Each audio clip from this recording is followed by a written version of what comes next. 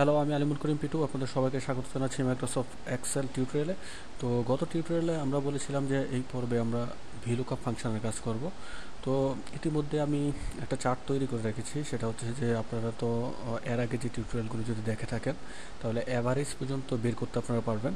তো অ্যাভারেজ পর্যন্ত আমি বের করে রেখেছি, যেমন আমি তিনটা নাম নিয়ে তাদের তিনটা সাবজেক্টের অ্যাভারেজ বের করেছি। আর এখানে আমি গ্রেডটা দিব, সেই গ্রেডটা দিব হচ্ছে ভিলুকআপ ফাংশন দিয়ে। V lookup function. আচ্ছা, তো ভি লুকআপ ফাংশন দিয়ে করব।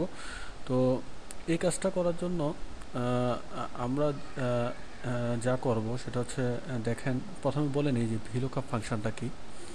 সেটা হচ্ছে যে এখান থেকে, অর্থাৎ এই সেল থেকে এখানে এই যে টেবিলটা আছে এই টেবিলটাকে ফলো করবে, অর্থাৎ লুকআপ করবে এই টেবিলটাকে। তো সেটা হচ্ছে ভি লুকআপ ফাংশন, মানে একটা অ্যাড্রেস থেকে অন্য আরেকটা অ্যাড্রেসের কোনো ডেটাকে অনুসরণ করবে, সেটা হচ্ছে ভিলুকআপ ফাংশন।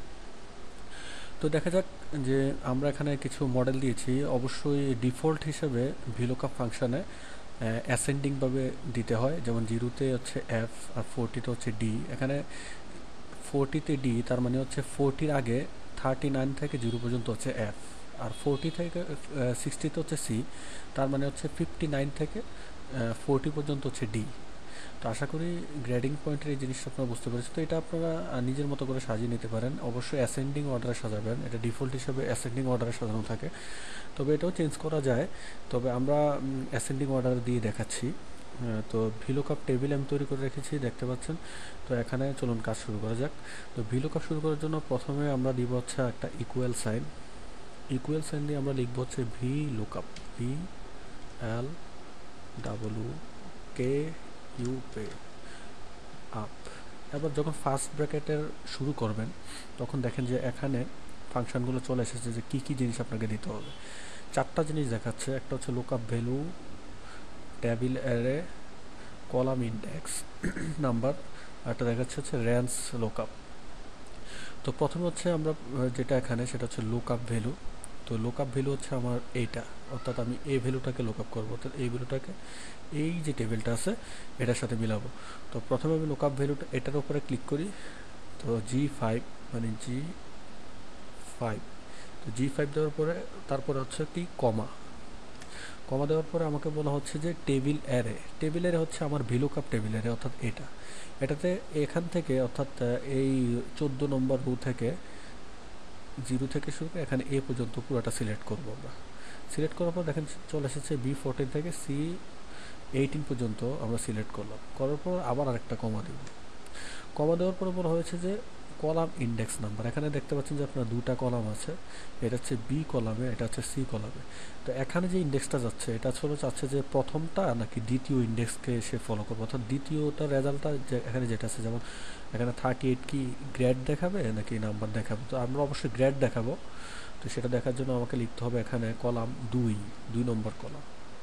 তো 2 নম্বর কলামের উপরে আবার দেখেন যে দেখাচ্ছে যে রেঞ্জ। আমরা যখন একটা কমা দিব তখন দেখেন যে লেখা আছে অ্যাপ্রক্সিমেট ম্যাচ নাকি এক্সাক্ট ম্যাচ। তো এক্সাক্ট ম্যাচটা সাধারণত আমরা ইউজ করি।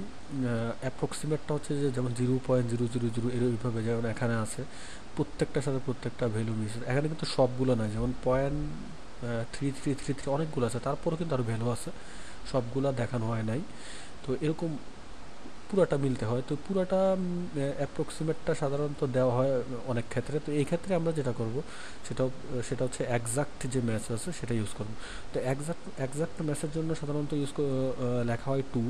তো এটা না দিলেও ডিফল্ট হিসাবে চলে আসে, তো আমরা ডিফল্ট ইউজ করি। ব্র্যাকেটটা শেষ করে যখন এন্টার চাপবো তখন দেখেন যে এখানে গ্রেডটা চলে এসেছে। তো গ্রেডটা যেটা আসছে 38-এর জন্য আসছে হচ্ছে এফ। তো 38-এর জন্য এফই আসার কথা। তো দেখতে পেলেন। তো পরেরটা আমরা করি একই কাজ, ইকুয়াল দেই ভি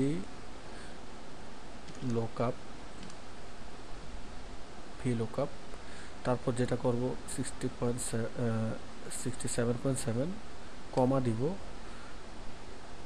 কমা দেওয়ার পরে এই টেবিলের ইন্ডেক্স, তারপর দিব হচ্ছে 2 নম্বর কলাম, ব্র্যাকেট শেষ করব, এন্টার চাপবো।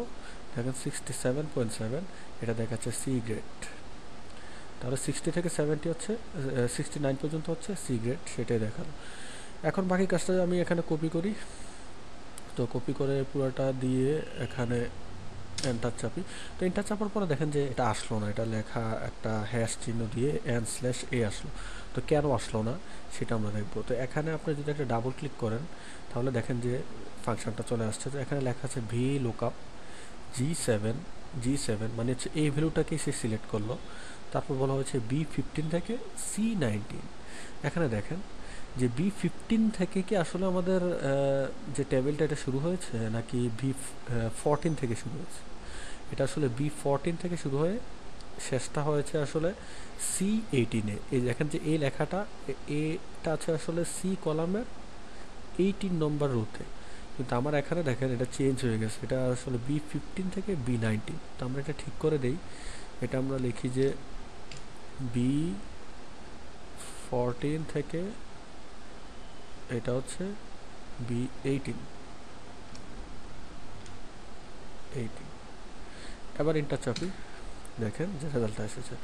তো যাই হোক, এটা হচ্ছে ভিলুকআপ ফাংশন। তো ভিলুকআপ ফাংশনে এটা একটা সমস্যা যে কপি করে যদি আমি অনেকগুলা ভ্যালু থাকে বা অনেকগুলা যদি গ্রেড থাকে তাহলে কপি একটা করে তারপরে আমরা যেরকম যেমন সাম বা এভারেজ বের করেছিলাম যে একটা ভ্যালু বের করে তারপরে কপি করে প্রত্যেকটাতে আবার পেস্ট করে দিলেই হয়ে যাচ্ছে, কিন্তু এই ক্ষেত্রে এটা হয় না। তো এই ক্ষেত্রে এটা করা যায়, তো সেটা আমি পরের টিউটোরিয়ালে দেখাবো, পরবর্তী কোনো টিউটোরিয়ালে দেখাবো। তো আশা করি যে আজকে ভিলুকআপ ফাংশনের যে যা দেখিয়েছি সেটা আপনাদের কাছে ভালো লেগেছে। তো পরবর্তী ভিলুকআপের পরবর্তী পার্টগুলো দেখার জন্য আমন্ত্রণ জানিয়ে শেষ করছি আজকের ভিলুকআপ ফাংশন টিউটোরিয়াল।